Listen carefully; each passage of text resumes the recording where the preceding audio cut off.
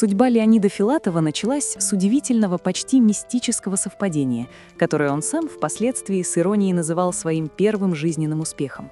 Он любил шутить, что является Филатовым дважды, и это не было метафорой.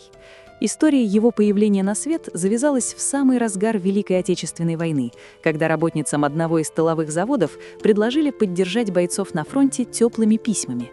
Юной Клавдии вручили огромный список фамилий незнакомых солдат. Девушка, пробежав глазами бесконечные столбцы, остановила свой выбор на бойце, носящем ее собственную фамилию. Так завязалась переписка между однофамильцами, которая переросла в заочный роман, а сразу после победы – в законный брак. 24 декабря 1946 года в Казани у Алексея и Клавдии Филатовых родился сын Леня. Казалось, такой красивый старт сулит счастливую семейную жизнь, но реальность оказалась прозаичнее военных грез. Отец будущего актера работал радистом, и его профессия требовала постоянных командировок. Семья жила буквально на чемоданах, кочуя из города в город, меняя климатические пояса и съемные квартиры. Клавдия Николаевна выдержала такой цыганский образ жизни всего 7 лет. Устав от вечной неустроенности, она подала на развод. Для маленького Лёни начался период раздвоенности, не менее драматичный, чем двойная фамилия. Сначала 7-летний мальчик остался с отцом и уехал в жаркий Ашхабад, затем несколько лет провел с матерью в Пензе, но в итоге снова вернулся в Туркменистан. Именно Ашхабад, этот солнечный и пыльный город, стал кузницей его непростого характера. В детстве Лёня был полной противоположностью тому образу мачо, который позже припишут ему зрители. Это был болезненный и физически слабый ребенок, которому врачи категорически запрещали серьезные нагрузки. Мечта о героической профессии летчика-испытателя или космонавта, которой грезили все советские мальчишки после полета Юрия Гагарина в 1961 году, разбилась о медицинскую карту. Лёня быстро понял, его спортивная форма не дотягивает даже до норм ГТО, не говоря уж о лётном училище. Однако природа, отняв физическую мощь, щедро наградила его другим оружием, невероятной харизмой и острым, как бритва, языком. Во дворе, где царили законы силы, хилый Филатов умудрялся верховодить. Он стал настоящим заводилой, которого уважали даже отъявленные хулиганы и ребята старше его по возрасту. Его уважали не за кулаки, а за волевой характер и умение рассказать историю так, что все вокруг замирали. Постоянной величиной в его меняющемся мире стало творчество. Едва научившись выводить буквы, он начал рифмовать строки. Стихи давались ему с пугающей легкостью. При наличии вдохновения он мог за пару часов выдать целую поэму. К 15 годам его талант признали официально. Газета «Комсомолец Туркменистана» опубликовала басню юного дарования. Гонорар был по тем временам внушительным, и отец купил сыну на эти деньги вожделенный велосипед. Это была первая материальная победа Филатова-литератора. К окончанию школы Леонид уже не сомневался в своей исключительности. Друзья, учителя литературы и одноклассники в один голос твердили «растет гений». Сам он видел себя исключительно режиссером, создателем миров, демиургом, управляющим реальностью. Амбициозный провинциал был абсолютно уверен, что Москва, этот город первой мечты, уже ждет его с распростертыми объятиями. Сразу после выпускного, в 1965 году, уверенный в себе юноша сел на поезд до столицы. В его планах было триумфальное поступление на режиссерский факультет в ГИКа. Он еще не знал, что Москва не верит не только слезам, но и провинциальным амбициям, и что вместо режиссерского кресла судьба готовит ему совсем другой, куда более извилистый путь к славе. Столица готовила ему первый и самый жестокий урок. Его гениальность здесь никого не интересовала. Москва встретила самоуверенного ашхабадца ледяным душем. В ГИК, это неприступная цитадель советского кино, захлопнул двери прямо перед его носом. Экзаменаторы не разглядели в худом нервном юноше будущего великого режиссера, и провал на вступительных экзаменах был оглушительным. Чтобы не возвращаться домой с позором и не признавать поражение перед дворовыми друзьями, которым он обещал покорить столицу, Леонид решил действовать по принципу «куда возьмут». Этим спасительным кругом оказалось знаменитое театральное училище имени Щукина. Он поступил на актерский факультет с тайной и, как казалось, хитрой мыслью: перекантуюсь год, а потом все равно переведусь на режиссуру. Но магия сцены затянула его, и о переводе он вскоре забыл навсегда. Студенческие годы стали временем безудержного творчества и хулиганства. Вместе с однокурсниками Владимиром Качаном и Иваном Дыховичным Филатов постоянно сочинял, пародировал, экспериментировал Именно в «Стенах щуки» его литературный дар прошел огранку, превратившись из хобби в мощное оружие. Однако свой главный счастливый билет он вытянул в 1969 году. Юрий Любимов, легендарный и деспотичный худрук театра на Таганке, лично пригласил выпускника в свою труппу. Для молодого актера это было равносильно тому самому полету в космос, о котором он грезил в детстве. Таганка тех лет была не просто театром, это был остров свободы, самое модное и дерзкое место Москвы, куда стремилась попасть вся интеллигенция страны. Филатов попал в компанию живых богов Владимира Высоцкого, Валерия Золотухина, Вениамина Смехова. Новичок не просто не затерялся на их фоне, но быстро стал незаменимым. Его интеллектуальная острая манера игры и тот самый невротический нерв идеально вписались в эстетику Любимова. Он блистал в роли Горацио в «Гамлете» и брял в культовых постановках «Мастер и Маргарита» и «Павшие и живые». Особое место в его жизни заняли отношения с Владимиром Высоцким. Бард, чья слава гремела из каждого окна, не скрывал своего уважения к литературному таланту младшего коллеги, хотя порой это уважение смешивалось с ревностным соперничеством. Существует известная байка о том, как однажды Высоцкий промучился всю ночь над строптивой рифмой, но так и не смог ее найти. Утром, встретив в коридоре театра Филатова, он пожаловался ему на творческий затык. Леонид, не задумываясь ни на секунду, выдал идеальный вариант концовки. Высоцкий тогда лишь восхищенно выругался, признавая, что в чистоте и скорости стихосложения Филатов порой его превосходит. К концу 70-х годов Леонид Филатов стал бесспорной звездой театральной Москвы. Билеты на Филатова спрашивали у перекупщиков за баснословные деньги. Казалось, жизнь удалась. Но была одна сфера, где его преследовали сплошные унижения – кинематограф. Режиссеры упорно не видели в нем героя. Его лицо казалось им слишком сложным, взгляд слишком тяжелым, а типаж не советским и не фотогеничным. До 33 лет он оставался для киношников актером второго плана, вечным неудачником на кастингах. Киномир отвергал его снова и снова, пока однажды в его квартире не раздался телефонный звонок с предложением, от которого в ужасе отказались другие артисты. Этот звонок навсегда изменил его жизнь, заставив раздеться перед многомиллионной аудиторией и стать секс-символом вопреки собственной воле. Переломный момент наступил в 1979 году, когда режиссер Александр Митта утвердил Филатова на роль бортинженера Игоря Скворцова в первом советском фильме-катастрофе «Экипаж». Это был вызов. Закомплексованному, интеллигентному и закрытому актеру предстояло сыграть ловеласа, прожигателя жизни и покорителя женских сердец. Но самым страшным испытанием для Леонида стала не актерская задача, а сценарий, предусматривающий невиданную для целомудренного СССР откровенность – постельную сцену. Съемки этого эпизода вошли в историю кинематографа как комедия положений, оставшаяся за кадром. Партнершей Филатова была молодая и раскованная Александра Яковлева, которая совершенно не стеснялась своей наготы. Леонид же, оказавшись в одной постели с красавицей перед камерами и осветителями, впал в настоящий ступор. Режиссер Александр Митта позже вспоминал, что Филатов категорически отказался снимать брюки. В итоге, пока вся страна, затаив дыхание, наблюдала на экране за страстью полуобнаженных героев, под одеялом скрывался пикантный секрет. Секс-символ лежал в джинсах, крепко прижимая к груди простыню, чтобы, не дай бог, не показать лишнего. Эффект от выхода экипажа был подобен взрыву бомбы.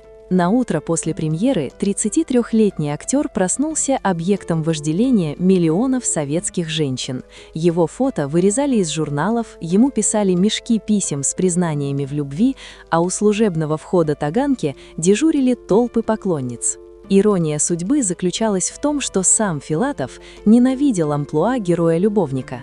В жизни он был человеком патологически скромным, а свою внезапную популярность воспринимал с изрядной долей скепсиса, говоря: «Я мечтал осчастливить все человечество, а получилось стать лишь узнаваемым лицом». После триумфа экипажа режиссеры наконец-то разглядели в нем тот самый нерв, который так ценили в театре. 80-е годы прошли под знаком Филатова. Он блистательно сыграл циничного чиновника в забытой мелодии для флейты Эльдара Рязанова, где снова доказал, что может быть на экране невероятно притягательным, даже играя не самых положительных персонажей. Затем были мрачная роль в «Грачах» и сюрреалистический инженер Варакин в культовом городе Зеро Арена Шахназарова. Он был на пике формы, востребован и обожаем. Казалось, у этого баловня судьбы есть все – слава, деньги, признание. Но пока зрители видели на экране уверенного в себе мужчину, меняющего женщин как перчатки, в реальной жизни Леонида Филатова разворачивалась тайная драма, по накалу страстей превосходящая любые киносценарии. За фасадом благополучного брака и всенародной любви скрывалась мучительная двойная жизнь, полная лжи и боли, которая длилась бесконечные 12 лет. Пока зрители Советского Союза видели в Филатове уверенного героя-любовника, за кулисами театра на Таганке разыгрывалась драма, способная затмить любой вымышленный сценарий. Личная жизнь актера напоминала запутанный клубок, распутать который без боли было невозможно. В театре он был женат на актрисе Лидии Савченко, красивой, талантливой женщине, с которой они вместе начинали путь к славе. Но сердце счастливчика уже давно принадлежало другой. Этой другой была Нина Шацкая, признанная красавица труппы и, что самое страшное, законная супруга его коллеги Валерия Золотухина. Ситуация была патовой. Любовный треугольник замкнулся внутри одного коллектива, где все знали, но молчали. Их роман начался не с внезапной страсти, а с долгого, изматывающего сближения. Они годами присматривались друг к другу, обменивались взглядами в коридорах, понимая всю безнадежность ситуации. Шацкая позже вспоминала, что их тайная связь длилась мучительные 12 лет. Это была жизнь на две семьи, полная украденных встреч, чувства вины и бесконечной лжи близким людям. Филатов, человек с обостренным чувством совести, буквально съедал себя изнутри. Он не был приспособлен для роли лживого мужа, но и отказаться от Нины был не в силах. Развязка наступила, когда жить во лжи стало физически невыносимо. Развод был тяжелым, но Леонид повел себя по-мужски. Он ушел из семьи с одним чемоданом, оставив бывшей жене квартиру и все нажитое имущество. Для него это была плата за свободу и право быть с любимой женщиной. Воссоединившись, Филатов и Шацкая обрели долгожданное, выстраданное счастье. Леонид принял сына Нины от Золотухина, Дениса, как родного. Их отношения стали примером удивительной педагогики. Филатов, выросший в суровых дворах Ашхабада, взялся за воспитание мягкого, интеллигентного мальчика жестко, но с любовью. Денис Золотухин, ставший впоследствии священником, с теплотой вспоминал, что именно отчим сделал из него мужчину, научив давать отпор обидчикам и никогда не жаловаться. «Он выбил из меня врожденную деликатность», — признавался пасынок, добавляя, что Филатов стал для него главным учителем жизни. Казалось, судьба наконец смилостивилась. Рядом любимая женщина, в доме мир, карьера на пике. Но годы чудовищного нервного напряжения, бесконечное курение, он выкуривал по несколько пачек в день, заглушая стресс, и работа на износ не прошли даром. Едва обретя личное счастье, Филатов получил удар в спину от собственного организма. То, что начиналось как усталость, превратилось в катастрофу, которая навсегда закрыла для него дверь в актерскую профессию, но открыла путь к вечности в другом амплуа.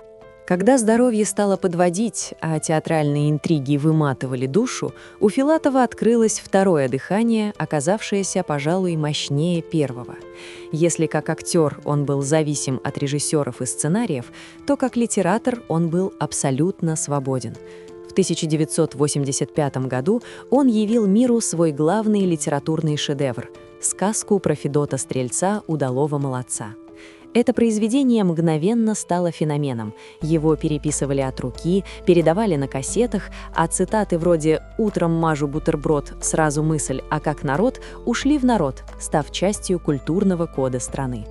Под маской скоморожьего балагурства скрывалась острая, злая и невероятно точная сатира на советскую действительность, которую Филатов чувствовал оголенным нервом. Но пока народ хохотал над приключениями Федота, в родном театре на Таганке разворачивалась настоящая трагедия. После вынужденной эмиграции основателя театра Юрия Любимого и назначения нового руководства труппа раскололась. Филатов, не принявший перемен, на 2 года ушел в «Современник», но затем вернулся, чтобы застать агонию своего любимого дома. Боль от развала Великого театра вылилась в творчество. В 1990 году он написал сценарий и снял свой единственный режиссерский фильм «Сукины Йети». Эта картина стала криком отчаяния. Филатов работал в бешеном темпе, словно предчувствуя, что времени осталось мало. Фильм был снят всего за 24 дня, немыслимый срок для полнометражного кино. Съемочная площадка превратилась в поле боя, где режиссер сжигал себя без остатка. Организм не выдержал такой гонки, прямо во время съемок у 43-летнего Леонида случился инсульт. Несмотря на частичный паралич и проблемы с речью, он продолжил работу и закончил монтаж, стоя на ногах лишь благодаря силе воли и обезболивающим. «Сукины дети» получили премию на Кинотавре, но цена успеха оказалась непомерной. Инсульт стал первым грозным звонком, возвестившим о начале конца. Блистательный артист, еще вчера легко взбегавший по декорациям, вдруг оказался заложником собственного слабеющего тела. Сцена, требовавшая физической мощи, стала для него недоступной. Казалось, карьера окончена, но Филатов нашел способ остаться в искусстве, придумав проект «Реквием», который мистическим образом предсказал его собственную судьбу. 90-е годы стали для Леонида Филатова временем жесточайшей битвы за жизнь. Последствия инсульта и запредельные нагрузки спровоцировали тяжелую гипертонию, которая методично уничтожала его почки. В 1996 году врачи удалили один орган, а спустя год – второй. 2 года актер жил буквально на проводе, будучи прикованным к аппарату гемодиализа – искусственной почки. Лишь в 1997 году ему провели успешную операцию по пересадке донорского органа, подарив надежду на возвращение в строй.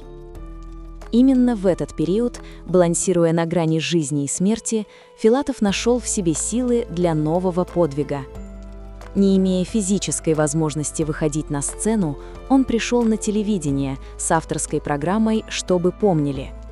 Это был проект «Исповедь», проект «Реквием». В белом костюме, исхудавший, с тихим, срывающимся голосом, он рассказывал зрителям о судьбах великих, но несправедливо забытых актеров, ушедших из жизни в нищете и одиночестве. За 10 лет он выпустил более 100 выпусков, буквально вырывая имена коллег из небытия. Это была не просто передача, а акт покаяния перед теми, кому не успели сказать спасибо при жизни. За этот нравственный подвиг Филатов был удостоен Государственной премии России. Зрители видели на экране мудрого рассказчика, но мало кто догадывался, какой ценой давался каждый эфир. Порой его привозили на съемки прямо из больницы, он едва держался на ногах, но как только включалась камера, в глазах загорался прежний огонь. Он торопился успеть, словно чувствовал, что его собственное время стремительно истекает. Развязка наступила внезапно и нелепо. В октябре 2003 года Филатов просто простудился. Для обычного человека это означало бы неделю постельного режима, но для пациента с донорской почкой банальная простуда превратилась в смертный приговор. Развилась двусторонняя пневмония. Врачи реанимации Центральной клинической больницы оказались в чудовищной ловушке, из которой не было выхода. Ситуация напоминала шахматный цугцванг. Чтобы вылечить легкие и убить инфекцию, требовались мощные препараты, повышающие иммунитет. Но именно эти лекарства неизбежно привели бы к отторжению пересаженной почки, что также грозило гибелью. Медикам пришлось сделать невозможный выбор, пытаясь пройти по лезвию бритвы между двумя смертями. Битва за жизнь Леонида Филатова длилась 10 мучительных дней. Он находился в реанимации, подключенный к аппарату искусственной вентиляции легких, погруженный в медикаментозный сон, чтобы организм тратил последние силы только на борьбу. Но чуда не произошло. 26 октября 2003 года сердце народного любимца остановилось. Ему было всего 56 лет. Уход Филатова стал шоком для всей страны. Казалось, человек, который столько раз обманывал смерть и спасал память других, сам должен быть бессмертным. Прощание с артистом превратилось в национальный траур. 29 октября к Центральному дому кино потянулась бесконечная река людей. Проводить Филатова в последний путь пришли не только коллеги и преданные зрители, но и политическая элита страны, включая первого и последнего президента СССР Михаила Горбачева, который лично знал актера и мог наизусть цитировать его Федота Стрельца. Леонида Алексеевича похоронили на Ваганьковском кладбище, рядом с теми, о чьей памяти он так самоотверженно заботился в последние годы жизни. Его любимая женщина, Нина Шацкая, пережила мужа на 18 лет. Злая ирония судьбы настигла и ее. В конце жизни она страдала от тех же недугов, проблем с почками и инсульта. Она ушла из жизни в мае 2021 года, оставив после себя память о великой любви, ради которой они оба пожертвовали так многим. Наследие Филатова удивительно живо и сегодня. Его фильмы пересматривают новые поколения, а сказка про Федота Стрельца не теряет своей злободневности, оставаясь острейшей сатирой на любую власть и эпоху. Но, пожалуй, самым пронзительным завещанием артиста стали не роли и не пьесы, а короткое стихотворение, написанное незадолго до ухода. Оно посвящено его маленькой внучке Оле, и в этих строках вся боль и вся мудрость человека, который, стоя на краю, научился ценить каждое мгновение. «О, не лети так, жизнь! На миг, но задержись! Уж лучше ты меня калечь, пытай и мучай. Пусть будет все — болезнь, тюрьма, несчастный случай — я все перенесу, но не лети так, жизнь!»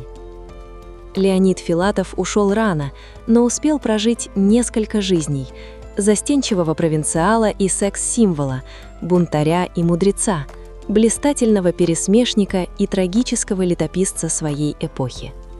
Он действительно стал Филатовым дважды, а может быть и трижды, навсегда оставшись в истории культуры как уникальное явление, повторить которое невозможно.